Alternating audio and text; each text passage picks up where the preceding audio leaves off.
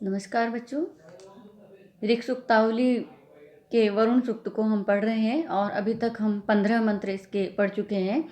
अगला जो मंत्र है उसको हम देखते हैं कि वरुण की स्तुति करते हुए ऋषि जो है वो क्या कहते हैं। कि कहते हैं परामयन्ति धीतयो गावो न गव्युतीर अनु इच्छन्ति रुरु चक्षसम।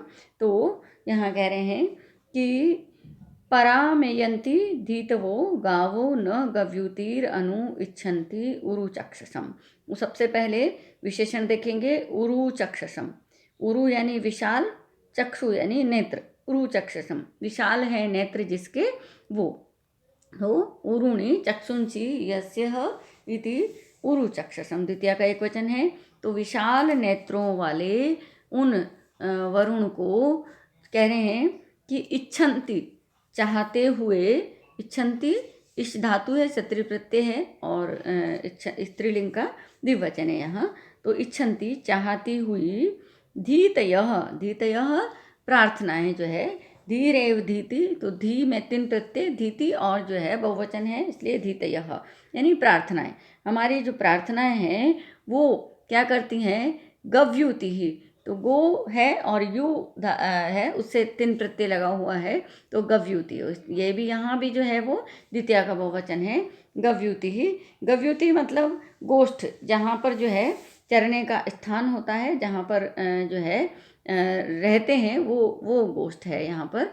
तो गो शब्द का यहाँ जो है गव्युति 2 कोश या 4 मील को भी कहते हैं। तो प्राचीन काल में जो है हो सकता है कि इससे जो ग्रामीण जो क्षेत्र है उससे इतनी दूरी पर जो है गायों का रहने का स्थान हो, इसलिए भी ये जो है गव्युति कहा जाता है।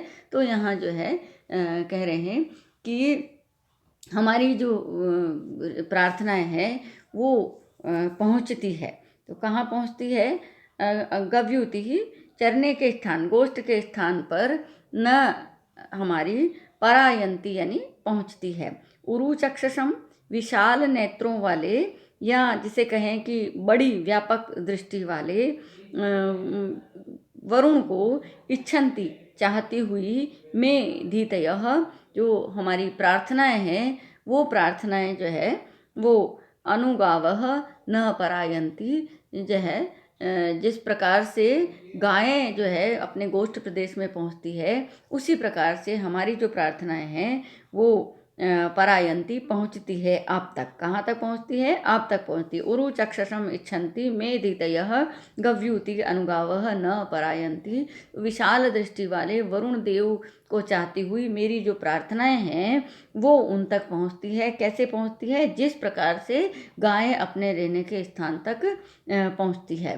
तो न जिस प्रकार से अनुगावः, ये गायें जो है वो गव्युति ही, गव्युति यानी अपना जो प्रदेश है वहाँ तक वो पहुँचती है। उरु चक्षसम इच्छन्ति वरुण देव को चाहते हुए, वरुण देव की कामना करते हुए, वरुण देव के पास जाने की इच्छा करते हुए, मे धीतयः मेरी प्रार्थनाएं अनुगावः गव्युति ही नः जिस प्रकार से गायें अपने रहने के स्थान की तरफ जो उनका मंतव्य है, जो उनका लक्ष्य है वहाँ तक जाती है, उसी प्रकार से परायन्ति पहुँचती है। तो मेरी वाणियाँ वरुण तक उसी प्रकार से पहुँचती है जैसे गायें अपने गोष्ठ प्रदेश में पहुँचती है।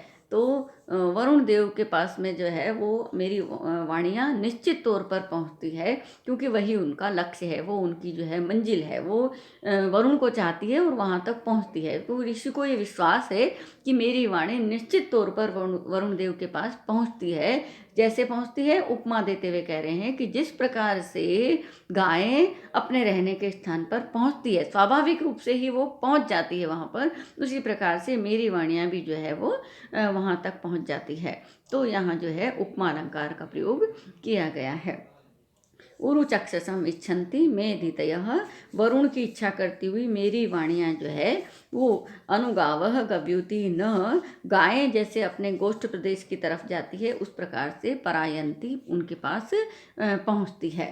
तो वरुण के पास मेरी वाणियाँ पहुँचती है और उपमा दी गई है कि ऐसे पहुंचती है जैसे गायें अपने निवास स्थान की तरफ पहुंचती है। स्वाभाविक रूप से अपने आप उनको पता होता है कि उन्हें कहाँ जाना है, तो वाणियाँ भी उसी प्रकार से वरुण को चाहती है, इसलिए वो वहाँ पहुँच जाती है।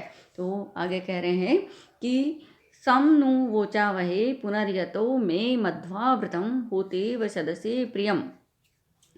तो कह रहे हैं कि सम वोचावहे यानी सम यानी साथ साथ, वोचावहे बोलें, साथ साथ मिलकर के बात करें। तो जो है मधु यानी स्वादिष्ट, आभृतम यानी आई हुई, संपादित की हुई, प्रिय यानी रुचिकर, सदस्य यानी तुम भक्षण करते हो। तो ये कह रहे हैं कि नु संवोचावहे, निश्चित तौर पर हम लोग मिलकर के बात करें, यतः क्योंकि मैं मधु आभृतम, मैं मधु यानी मधुर जो है वो स्वादिष्ट, आभृतम लेकर के आया हूँ, स्वादिष्ट जो है हव्य आपके लिए लेके आया हूँ, और प्रियम वो प्रिय और स्वादिष्ट हव्य सामग्री मैं आपके लिए लेकर के आया हूँ। और जो है होता इव सदसे, आप होता के समान जो है उस प्रिय हव्य का भक्षण करते हो।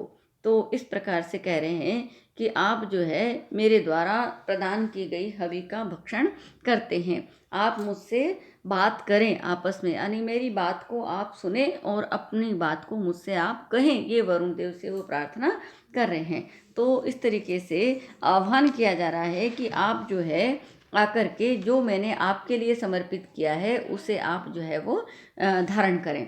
तो कह रहे हैं कि समनु वोचावहे, हम लोग जो है मिलकर के आपस में बात करें, और जो है आप मेरे द्वारा संपादित की गई, मेरे द्वारा प्रदान की गई जो हव्य है उसको आप धारण करें।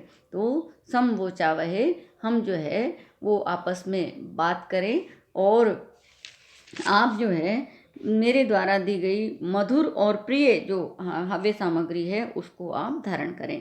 तो सम वोचावहे नु, निश्चित तौर पर हम आपस में बातचीत करें, यतः क्योंकि मैं मेरे द्वारा मधु यानी स्वादिष्ट, प्रियम और प्रिय, आभृतम संपादित की गई जो सामग्री है वो पुनः होता एवं सदस्य, होता की तरह आप जो है उसको धारण करते हैं।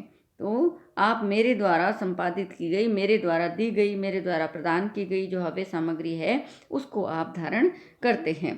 तो इस तरीके से जो है वो कह रहे हैं कि जो मैं आपको प्रदान कर रहा हूँ उसको आप धारण कर रहे हैं। तो मैंने जो है आपको जो प्रदान किया है, यहाँ यदि हम यज्ञ को कर्म के रूप में देखें तो मैंने जो आपके लिए प्रिय कर्म किए हैं वो कर्म आप तक पहुंच रहे हैं, और आप निश्चित ही मुझे उन कर्मों का फल प्रदान करने वाले हैं। इस तरीके से आप जो है आपस में जो है हम आपस में बातचीत करें। तो वोचावहे यानी हम बात करें, द्विवचन है उत्तम पुरुष का, इसलिए वोचावहे हम आपस में बात करें। आभृतम में आ उपसर्ग है, रि धातु है और त प्रत्यय है। तो जो है लाई गई, संपादित की गई या प्रदान की गई। तो इस तरीके से जो है वो कह रहे हैं प्रियम यानी प्रिय, होता यानी हवन को जो है हव्य सामग्री को करने वाले, यानी हवन यज्ञ को करने वाले, जैसे उसको ग्रहण करते हैं आप जो है उसको ग्रहण करते हैं। तो जो है नु यहाँ अव्यय पद है। इस तरीके से यहाँ कह रहे हैं कि आप ऋषि की जो कामना है वो ये कि हम परस्पर बात करें, और मैं जो आपको समर्पित कर रहा हूँ हव्य सामग्री उसको आप धारण करें। तो ऋषि कह रहे हैं कि आप उसको धारण करते हैं, जैसे वाणियाँ वहाँ तक पहुँचती है ऐसे ही जो मैं आपके लिए दे रहा हूँ आप निश्चित तौर पर उसको धारण कर रहे हैं, इस प्रकार का वो विश्वास व्यक्त कर रहे हैं। और अगला देखें, दर्शम नु विश्व दर्शतम दर्शम रथम अधिशमी एता जुषतः में गिरह। तो विश्व दर्शतम यानी विश्व दर्शतम, विश्व यानी सबके द्वारा, दर्शतम देखने योग्य, नु दर्शम को मैंने देख लिया है, और शमी रथम अधिदर्शम, शमी यानी पृथ्वी पर, सप्तमी का एक वचन, शमी इस पृथ्वी पर, रथम रथ को, अधिदर्शम देख लिया है, मैं एताह गिरह जुस्तः और मेरी जो ये वाणियाँ हैं, मैं मेरी एता ये गिरह वाणियाँ जुसतः उसको ग्रहण कर लिया गया है। यानी कि वरुण ने मेरी वाणी को ग्रहण कर लिया। इसका मतलब वरुण ने मेरी बात को, मेरी प्रार्थना को सुन लिया है। उन्होंने मेरे द्वारा प्रदान की गई हव्य सामग्री को ग्रहण कर लिया है और जो प्रार्थना मैं उनको कर रहा था वो प्रार्थना उन्होंने सुन ली है। ऐसा जो है सुनश्यप ऋषि जो है वो कह रहे हैं वरुण के बारे में प्रार्थना करते हुए कि विश्व दर्शतम तू नु दर्शम, संपूर्ण विश्व के द्वारा देख सकने योग्य उन वरुण को मैंने देख लिया। दर्शम यानी देख लिया है। और शमी रथम अधिदर्शम, शमी पृथ्वी पर, रथम उनके रथ को, अधिदर्शम मैंने देख लिया है। और मैं एता गिरह जो सतह, और मेरी ये जो वाणियाँ हैं वो उन तक पहुँच गई है, यानी उन्होंने मेरी वाणियों को ग्रहण कर लिया। इसका मतलब यह है कि मेरे आह्वान पर वरुण इस पृथ्वी पर आ गए हैं, मैंने उनको देख लिया है, मैंने उनके रथ को देख लिया है और मेरी जो प्रार्थना है उनको वरुण ने सुन लिया है। ऐसा जो है ऋषि विश्वास के साथ कह रहे हैं कि मैंने उनका आह्वान किया, मेरे आह्वान करने पर वो आते हैं, मेरी वाणियाँ उन तक पहुँचती हैं, मैं जो हव्य सामग्री देता हूँ वो उन तक पहुँचती है और मेरी प्रार्थनाएं जो है उनको उन्होंने सुन लिया है और ग्रहण कर लिया है। इस तरीके से सुनश्यप ऋषि संकेत देते हैं कि वरुण देव प्रसन्न हैं,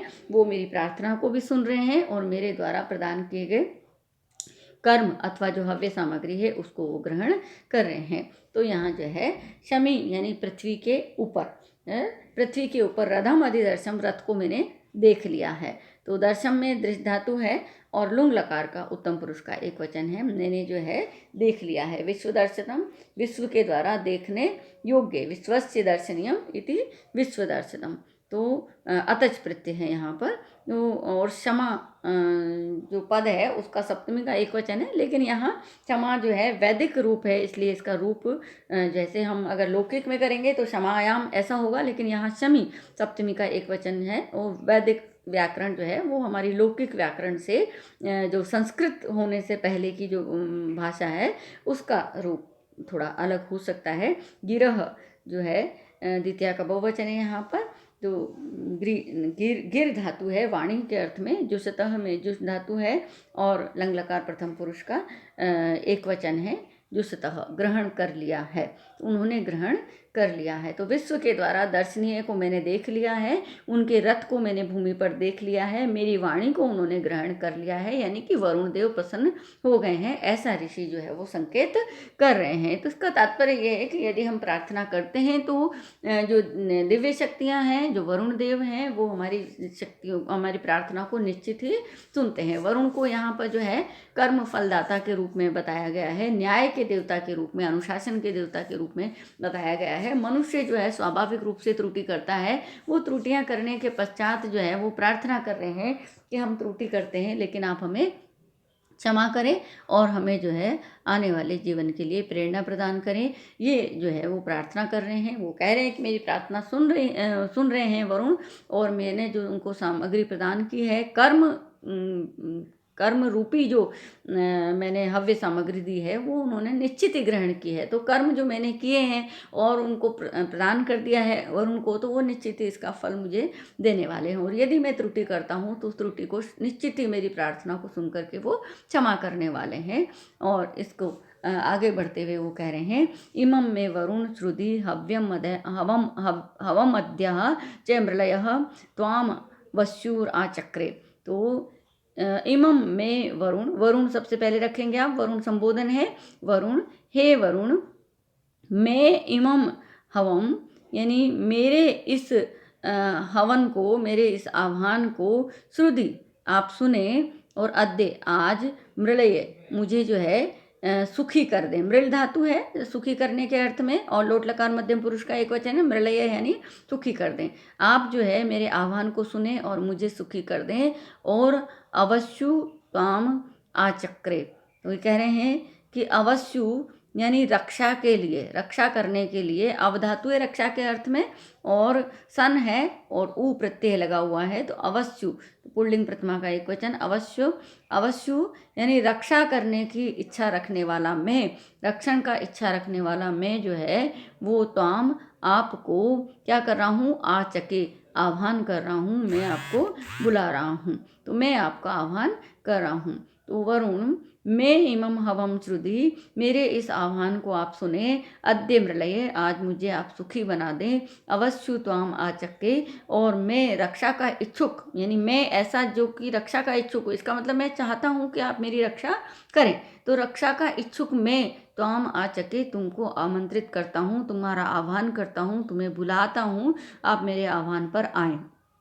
वरुण, हे वरुण देव, मैं मेरे इमम, इस हवम, हव आह्वान के रूप में, आह्वान को श्रुधि, सुने। श्रु धातु है, लोट लकार मध्यम पुरुष का एक वचन है, श्रुधि। और अद्य, आज, मृलय, मुझे सुखी बना दो। अवश्य, अपनी रक्षा का इच्छुक मैं, त्वाम, आपको आचके, आमंत्रित कर रहा हूँ, बुला रहा हूँ।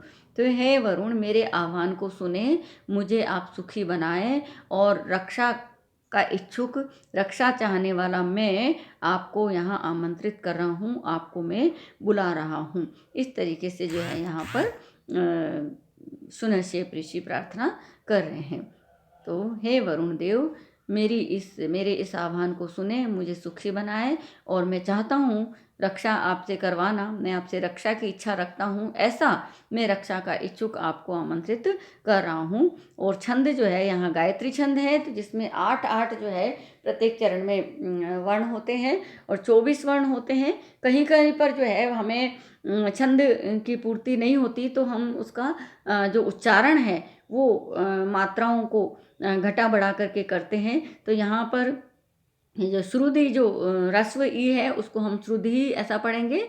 और अद्या में जो है दीर्घ संहिता पाठ के नियमानुसार यहाँ पर जो है वो कर रहे हैं अद्या। और कह रहे हैं अवश्यु को भी हम अवसियु ऐसा पढ़ेंगे, तो वर्ण की पूर्ति हो जाएगी। क्योंकि यदि स को हम आधा पढ़ेंगे तो ये वर्ण में गणना नहीं होगी, अवसियु पढ़ेंगे तो ये वर्ण की गणना होगी। तो त्वाम अवसियु आचके, ऐसा हम पढ़ेंगे तो 8 वर्ण जो है हमारे हो जाएंगे, तो गायत्री छंद की पूर्ति हो जाएगी। आगे देखें कि त्वम विश्वस्य मेधिर्दिवश्च ग्मश्च राजसी स यामिनी प्रतिसुधि।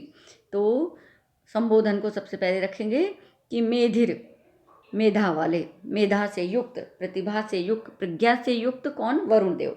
मेधिर, हे मेधावी, त्वम, तुम, आप, दिवह, द्युलोक, गमः, भूलोक, और विश्वस्य, पूर्ण रूप से विश्व के राजसी प्रकाशित होते हो, और सह, वह तुम, यामनी, मार्ग में, प्रतिशुद्धि, कि मुझे जो है प्रत्युत्तर दो। प्रतिश्रुति, मेरी बात को सुन करके मुझे उत्तर दो। श्रुति मतलब सुनो, प्रतिश्रुति मतलब सुन करके मुझे प्रत्युत्तर दो।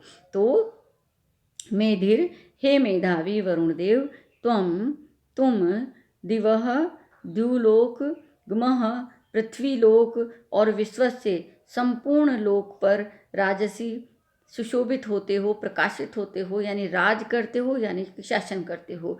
स, और वह तुम, यामिनी, मार्ग में क्या करो? यात्रा जो मेरी है, मेरा जो मार्ग है, मेरा जो जीवन है, उसमें प्रतिशुद्धि जो है, प्रत्युत्तर दो, प्रतिवचन दो, यानी कि जो मैं प्रार्थना कर रहा हूँ उस प्रार्थना को आप जो है वो पूर्ण करें। यानी कि मैं जो बात बोल रहा हूँ आपको, उस बात का आप उत्तर दें, यानी कि आप जो मैं चाहता हूँ आपसे वो आप करने का मुझे वचन दें।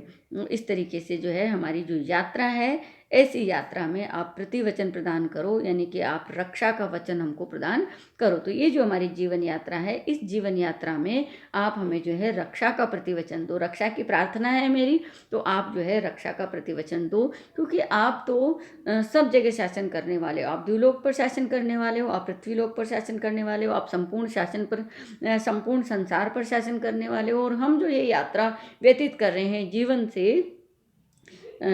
से अंतिम समय तक, तो उस यात्रा में जो है हम रक्षा चाहते हैं आपसे, और आप रक्षा कर सकते हैं, क्योंकि आप ही सब जगह शासन करने वाले हैं, आप ही दंड देने वाले हैं, आप ही नियमों को जानने वाले हैं, और ये आप ही जो है नियमों को संचालित करने वाले हैं। इसलिए जो है आप हमें जो है रक्षा का प्रतिवचन दो। तो मेधिर, हे मेधावी, हे वरुण देव, हे मेधा से युक्त वरुण देव, मेधावी जो है शब्द का प्रयोग किया गया है यहाँ पर। मेधा यानी ज्ञान है उनके पास समस्त नियमों का, दंड का, शासन का, व्यवस्थाओं का, इसलिए जो है संबोधन के रूप में मेधिर पद का प्रयोग किया गया है। साभिप्राय मेधिर, हे मेधावी, हे प्रज्ञावान, त्वम आप, दिवः द्यूलोक पर, गुमः पृथ्वीलोक पर, विश्वस्य संपूर्ण लोक पर, राजसी राज करते हो, राजा हो, शासन करते हो। स ऐसे तुम यामनी इस याम में, इस मार्ग में क्या करो, प्रतिश्रुति प्रत्युत्तर दो, यानी प्रतिवचन दो, यानी कि वचन दो रक्षा का। रक्षा की प्रार्थना हम कर रहे हैं और आप जो है हमें रक्षा करने का वचन दीजिए कि आप हमारी रक्षा करेंगे। तो ऋषि ये कह रहे हैं कि वरुण देव ही द्यूलोक पृथ्वीलोक संपूर्ण लोक के शासक हैं, वो समर्थ हैं, इसलिए वो हमारी रक्षा का वचन दे सकते हैं, इसलिए वो प्रार्थना कर रहे हैं कि आप हमारी रक्षा का वचन दें। तो इस प्रकार से सुनश्येप ऋषि की प्रार्थना वरुण देव से। मेधिर उनका संबोधन है, तो मेधा अस्य अस्ति इति मेधिर, तो मेधा और इरच प्रत्यय है यहाँ पर। दिवह जो है दिव और क्विप प्रत्यय है, क्विप प्रत्यय का पूरा लोप हो जाता है, षष्ठी का एक वचन है। राजसी राज करते हो जो है लट लकार मध्यम पुरुष एक वचन है। और गुमः जो गम धातु जो है पृथ्वी के अर्थ में, और फिर निपात से गुमा बनता है और षष्ठी का एक वचन का वैदिक व्याकरण का एक रूप है। यामिनी जो है या धातु है जाने के अर्थ में, और याम मार्ग है, या से मनिन, और सप्तमी का एक वचन है यहाँ पर। श्रुधि जो है वो श्रृणु है, और यहाँ ये भी जो लौकिक व्याकरण से भिन्न वैदिक व्याकरण का एक पद है कि आप सुनो मेरी बात को। और जो इस वरुण सूक्त का अंतिम जो मंत्र है उसको देखें आप। उद उत्तमम मुमुग्धि नो विपाशम मध्यमम चितः अबाधमानी जीवसे। तो कह रहे हैं कि उत्तमम मुमुग्धि नो विपाशम मध्यमम चितः अबाधमानी जीवसे। तो यहाँ देखिए कि उत्तमम यानी उत्तम, यानी कि ऊपर ऊपर कहा गया है उत्तम, और पाशम पाश को मुमुग्धि खोल दो, तो उत्मुमुग्धि उखाड़ करके खोल दो, यानी कि उसको हटा करके खोल दो।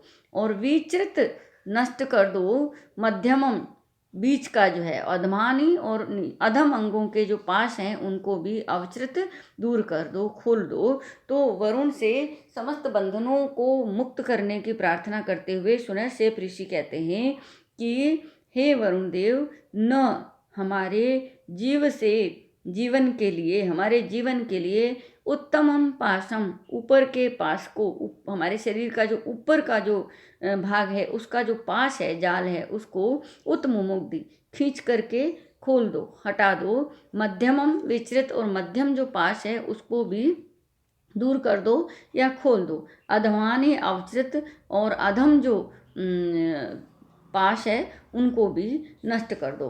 तो न हमारे जीव से जीवन के लिए उत्तमम पाशम, ऊपर का जो पाश है, ऊपर का जो जाल है उसको मुमुग्धि नष्ट कर दो, खोल दो। मध्यमम विचृत और मध्यम जो पाश है उसको भी खोल दो, नष्ट कर दो। अधमानी अवचृत और अधम अंगों के जो पाश है उनको भी दूर कर दो, खोल दो। तो इसका तात्पर्य ये है कि ये अंतिम मंत्र है और ऋषि सुनश्येप प्रार्थना कर रहे हैं वरुण देव से कि जो है उनके पास में जो पाश है, पाश का मतलब ये है कि जो व्यक्ति नियम को तोड़ता है तो वरुण जो है वो उनको बांध देते हैं।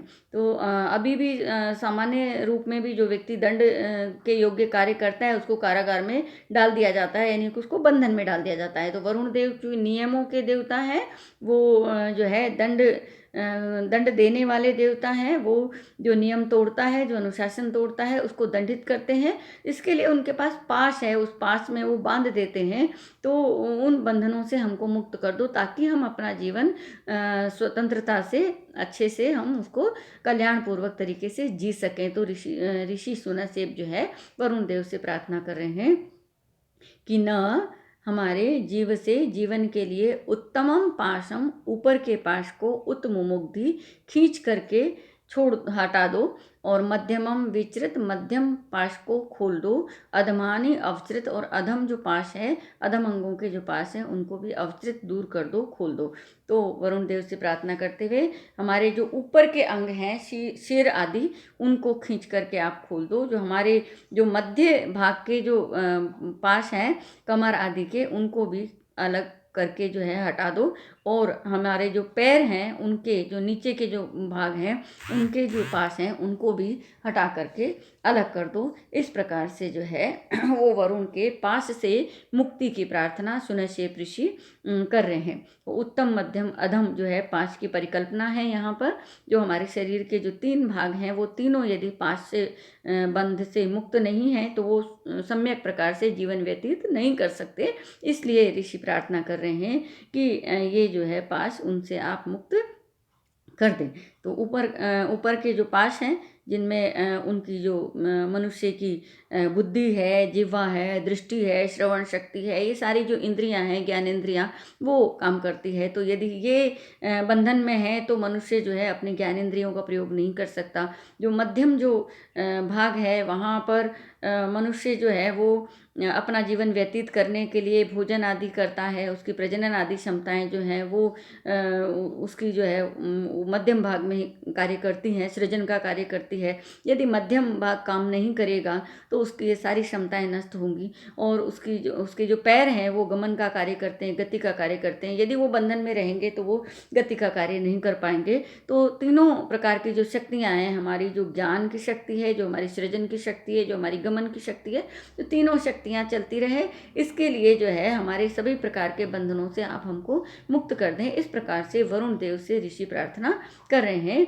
और जो है वो ये अंतिम मंत्र समस्त दंडों को क्षमा करते हुए, हमें उचित मार्ग को की तरफ प्रेरित करते हुए, हमारी प्रार्थनाओं को सुनते हुए, हमारे जो उत्तम कर्म हैं उनको ग्रहण करते हुए, हमारी जो उत्तम वाणियाँ हैं उनको ग्रहण करते हुए, हमारे जो समस्त बंधन हैं उनसे आप हमको मुक्त कर दें। ये जो है वो प्रार्थना सुनश्चेप ऋषि कर रहे हैं। यहाँ लोट लकार मध्यम पुरुष के एक वचन के रूप है। ये मुमुग्धि, चृत और अवचृत जीव से जो है वो जीव धातु है, और तुमुन के अर्थ में यहाँ पर जो है अस्य के लिए के अर्थ में प्रयुक्त हुआ है, जीव से जीवन के लिए। पाशम जो है वो द्वितीय का एक वचन है, पाश को। तो इस प्रकार से वरुण देव से प्रार्थना सुनश्चेप ऋषि की इन 21 मंत्रों में, जिनमें वरुण देव की विशिष्टताएं बताई गई है, वरुण देव के स्वरूप का वर्णन किया गया है, वरुण देव को न्याय और नियम, अनुशासन, व्यवस्था का देवता माना गया है, और जो संसार की संपूर्ण व्यवस्थाओं के बारे में जानते हैं, ज्ञान रखते हैं, और जो इस व्यवस्था को जो तोड़ते हैं, जो नियम भंग करते हैं, जो कर्म में जो है त्रुटि करते हैं, उनको दंडित करने का कार्य वरुण देव करते हैं। तो इस प्रकार की एक डिवाइन पावर, एक दिव्य शक्ति जो है वो वरुण देव हैं, और उनकी प्रार्थना हम करें। इसका तात्पर्य ये है कि हम अपने जीवन को संचालित करते समय सृष्टि के जो नियम हैं उन नियमों का पालन करें।